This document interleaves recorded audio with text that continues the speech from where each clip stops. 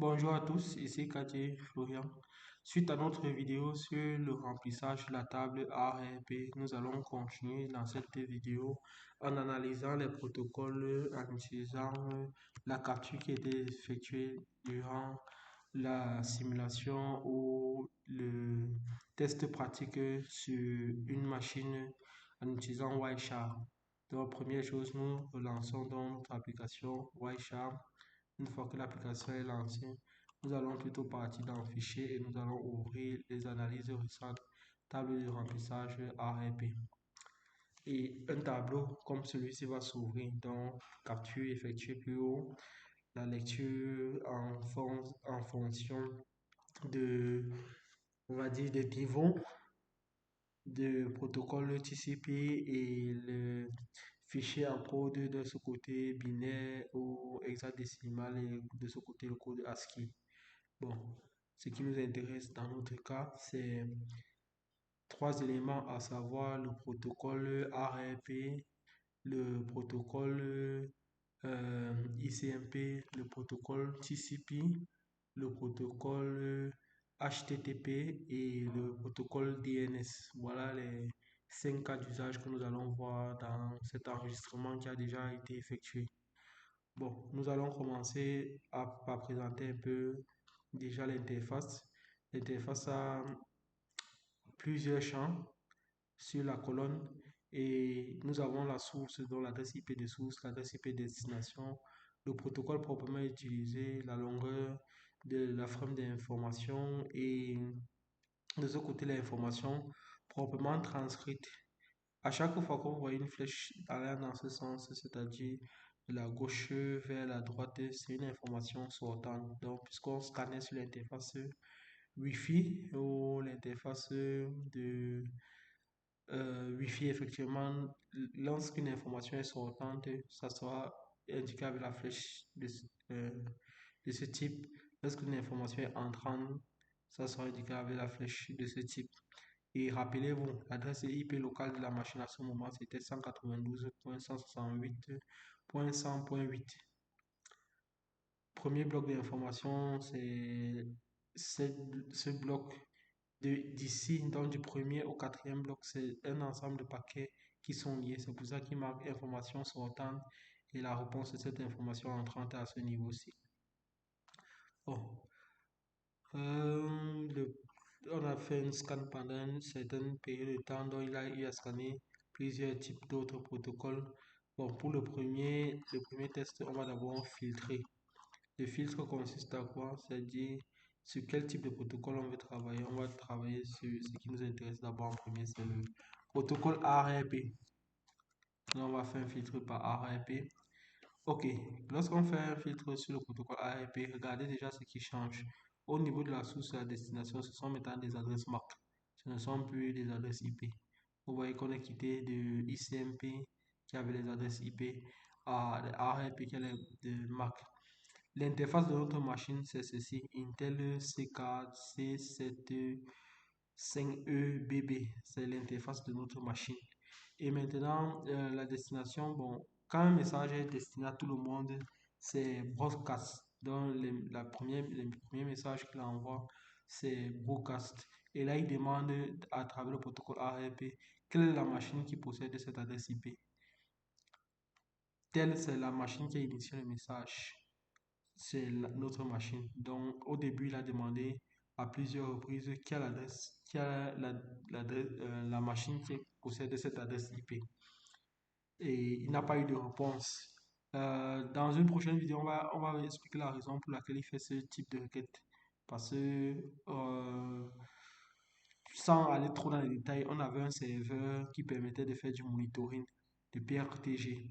Et il devait vérifier si ces adresses sont disponibles, s'ils sont reachable, c'est-à-dire un ping peut passer. C'est pour ça qu'à chaque fois, vous allez voir une série d'adresses dont il fait des requêtes quasiment toutes les secondes. Bon, dans notre interface réseau, je vais me caler sur cette ligne, parce que cette ligne nous intéresse. Lorsque le téléphone a été connecté au réseau, voilà, avec cette adresse IP 192.168.100.4 et son adresse MAC était de ce type, à ce moment, il a enregistré cette information dans sa table ARP. Et nous pouvons donc vérifier si on, voici l'information, on peut utiliser ces frames. Donc déjà, le protocole ARP est du niveau ou de la couche 2 dans le protocole TCP. Donc on va dire qu'on s'arrête seulement à Ethernet. C'est pour ça que ici là vous voyez deux champs et le dernier champ c'est le protocole proprement dit Address Resolution Protocol de type IPv4 et on dit bien Send IP address, voilà l'adresse IP, Target IP address. C'est nous qui avons demandé, on va dire, à avoir l'adresse IP de cette machine. Mais dans le premier cas d'utilisation, c'est aussitôt que le téléphone s'est connecté, il a broadcasté son adresse IP dans le réseau et effectivement, nous avons obtenu cette adresse IP sur cette interface. Bon, maintenant, si nous partons sur le layer 2, vous voyez que la destination, c'est notre adresse MAC. La source, c'est l'adresse MAC du téléphone en question. Et là, nous avons le frame en question. D'autres moyens d'afficher cette information, on double-clique juste sur le message. On aura toujours un tableau qui va juste représenter les informations que nous souhaiterons avoir. Ça, c'est le premier test, premier cas d'usage. Maintenant, si on descend plus bas sur le broadcast qui a été fait, on aura toujours les messages de ce type. Et si on descend un peu plus loin dans la table, jusqu'à la fin, on aura toujours une succession de messages où il ne fait qu'envoyer des requêtes externes pour savoir si les adresses IP, si les machines correspondent aux adresses IP d'une suite de ce type sont disponibles. Donc, on a fait le filtre concernant la table A et puis on va partir sur le protocole de couche 2, couche 3 plutôt, couche réseau, c'est ICMP. Donc, on va faire un scan sur le protocole ICMP. Lorsqu'on scanne le protocole ICMP, on va d'abord réduire à ce niveau. Là, on va prendre ce cas précis. Regardez bien la première ligne. Lorsque nous avons voulu euh, faire une requête pour faire un ping sur le téléphone qui venait d'intégrer le réseau, on était sur notre interface, c'est-à-dire 192.168.100.8. Et la destination, c'était l'adresse MAC de destination 192.168.100.4, protocole ICMP. C'est de quel type? C'est de type request. Donc si on clique dessus, on va voir à ce niveau-ci au niveau des fragments, bon, on regroupe d'abord, on va voir que effectivement on est monté d'un cran parce qu'on est Internet Protocol. La source, c'est notre adresse IP, la destination, c'est celui-ci. Si on déplie le protocole, c'était juste comme on a marqué tout à l'heure, de type request. Voilà la source et plus bas, on a la destination. Bon, si on regroupe là, on part maintenant au niveau de MAC. On va voir que la destination, c'est effectivement l'adresse MAC de téléphone en question. Si on essaye maintenant d'ouvrir le paquet proprement dit, au niveau du protocole Internet Protocol Message de ICMP, on a vu donc que effectivement c'est un type request. Si je vais sur la réponse que j'ai obtenue, effectivement le echo c'est un type reply. Vous voyez que c'est posé cette fois-ci, c'est l'adresse IP de destination euh, qui devient cette fois-ci source et l'adresse IP de cette machine qui devient l'adresse IP de destination. Donc dans la frame, dans le head, je préfère afficher directement le head à ce niveau-ci pour que ça soit mieux compréhensible.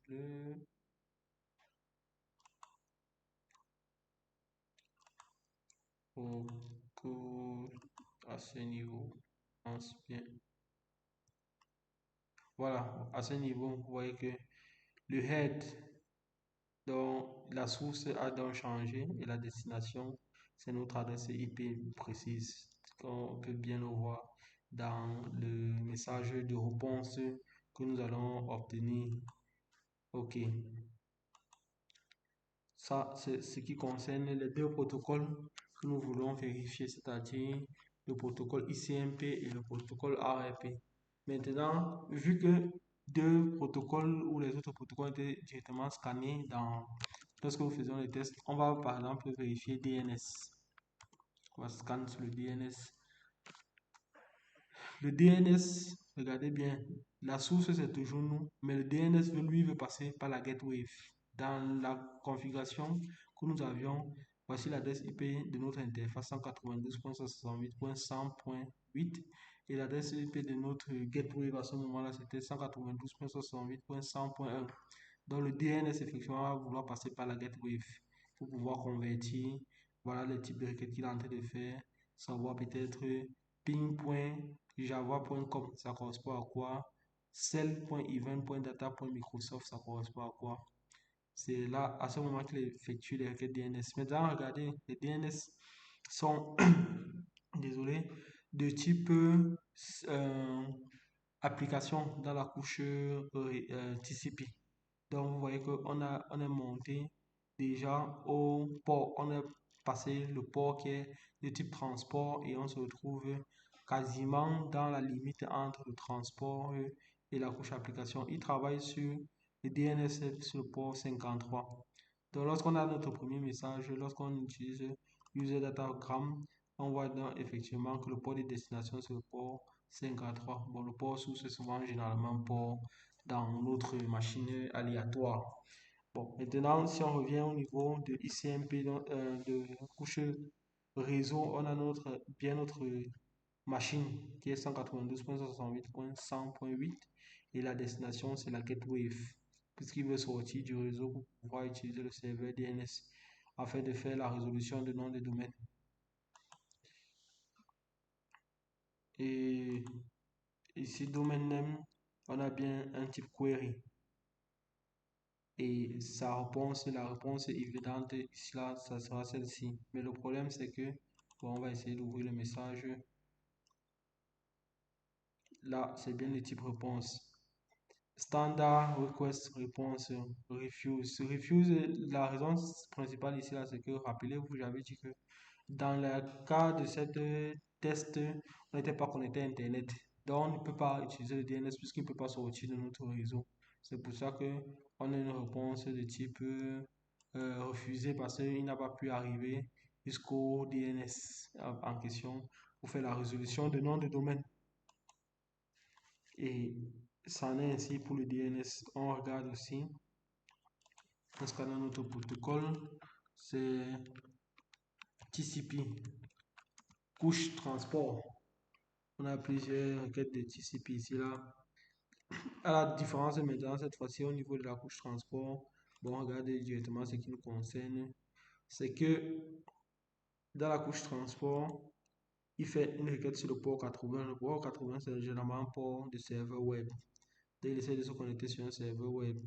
Et quand il essaie de se connecter sur ce serveur web, il va un port aléatoire, et toujours comme sur notre machine, mais il va passer par l'adresse de la gateway pour pouvoir sortir du réseau 192.168.100.1. Et il effectue, pour faire descendre un peu bas pour mieux expliquer cela.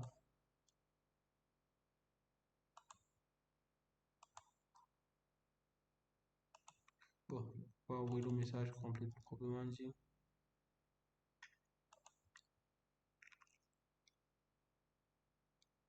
Transmission Control Protocol. Et dans la Transmission Control Protocol, à la source par destination port 80, il a une longueur de segment bien précis et il est en train de calculer son frame bon, la longueur du paquet qu'il peut envoyer. Ça peut prendre jusqu'à 128 bits. Bon, j'espère ne pas me tromper. En tout cas, nous allons revenir sur cela. Time frame et sequence number pour vérifier le hack et la traçabilité. Donc, c'est juste pour avoir une idée pour le protocole en question.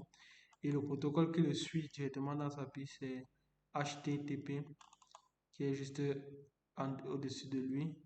C'est regardez, c'est toujours le même port de destination, port 80.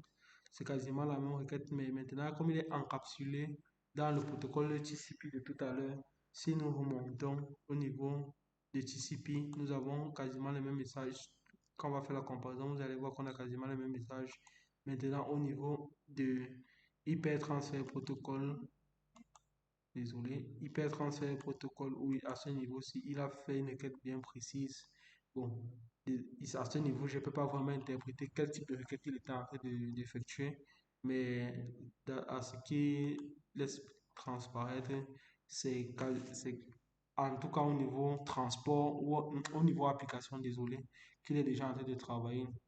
Et les informations de base qu'il a, par exemple, on a déjà une indexation sur le type de message qu'il a envoyé. Donc, le message qu'il a envoyé, c'est une requête de type, bon, je ne sais pas si c'est visible à ce niveau. Si, voilà, plus bas, c'est visible. Get. Et voilà le lien sur lequel il essaye de faire un get slash HTML slash SSMP slash common refresh time, ainsi de suite, ainsi de suite. Donc, la question ou le get qu'il a essayé de faire, c'est à cette destination en utilisant le protocole HTTP version 1.1. Et ici, rappelez-vous la flèche sortante et la flèche entrante. Là, il vient de recevoir un OK. Donc, 192.168, désolé, http.version.1. OK, pour dire qu'effectivement, la réponse il a bien reçu la réponse et le message est de type HTML. Bon, vu que nous sommes dessus, nous allons cliquer dessus. Et voilà le contenu du message en question. Bon, pas plus d'informations sur ce type de message pour l'instant, mais nous aurons l'occasion d'essayer de comprendre cela dans de prochaines vidéos. À ce niveau, je pense que nous avons déjà essayé d'effectuer le tour de l'utilisation de dossier proprement dit. Bon, en effaçant à ce niveau, en enlevant tous les filtres, nous avons une bonne liste, hein. Donc, nous avons ICMP, nous avons ARP, nous avons HTTP, nous avons TCP, nous avons DNS, nous avons, euh, pour le moment, je pense que c'est tout est TCP que nous avons déjà présenté. Maintenant, nous avons les protocoles un peu propriétaires comme celui-ci, NB, NBS, NBNS. Je parcours un peu la liste pour voir si on a d'autres protocoles, pas particulièrement. D'autres protocoles, non, je ne pense pas parcourir le fichier. Je pense que les protocoles qui ont été effectués sont vraiment les protocoles de base qui ont été scannés tout au long de notre simulation, notre test dans notre réseau local pour comprendre un peu mieux comment fonctionne notre architecture au niveau des protocoles de base de notre système. Mais il y a plusieurs, par exemple, c'est notre protocole SSDP. Je pense, après avoir essayé de parcourir toute la liste, c'est l'ensemble des protocoles qu'on peut présenter pour l'instant. On a ici un peu version 6 qui vient de passer là. Et toujours,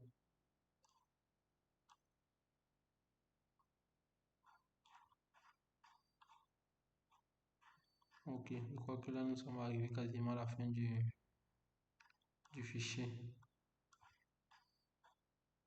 Ok, nous sommes quasiment arrivés à la fin du fichier. Donc je pense qu'on a fait quasiment le tour pour présenter l'ensemble des 5 protocoles qui nous intéressaient pour ce premier cas d'utilisation et mieux comprendre un peu comment on peut analyser les messages qui sont transmis sur notre interface Wi-Fi ou n'importe quelle interface réseau en utilisant le logiciel Wireshark. Dans une prochaine vidéo, nous allons toujours utiliser le même logiciel, mais le combiner maintenant avec, par exemple, le logiciel de monitoring réseau pour mieux comprendre quand un adresse IP est reachable ou pas, comment est-ce que le système se comporte et peut-être dans d'autres vidéos avec d'autres protocoles qui seront introduits au fur et à mesure nous allons mieux essayer de scanner et d'interpréter, de mieux comprendre comment ces protocoles fonctionnent dans une architecture réseau. Sur ce, je vous remercie et je vous souhaite une agréable soirée et à une prochaine vidéo.